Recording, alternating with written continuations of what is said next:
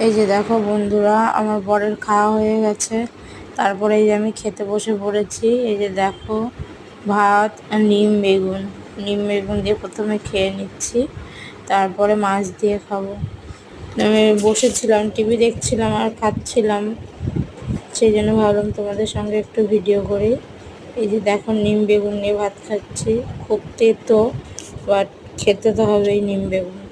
এখন এই সিজনে তো নিম বেগুন, তারপরে সজনে ফুলের মানে সজনে ফুল, সজনে ডাঁটা, এসব তো খেতে হয় এই সময়টা।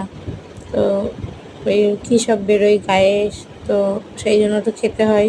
তো এই যে দেখো, আমরাও খাই, নিম বেগুন খেয়ে নিচ্ছি, তারপরে হচ্ছে মাছ দিয়ে খাবো। দেখো দেখো, ভালোই লাগে খেতে মোটামুটি, এমন নয় যে নিম বেগুন খেতে পারি না কি, ভালোই বাসি মোটামুটি খেতে।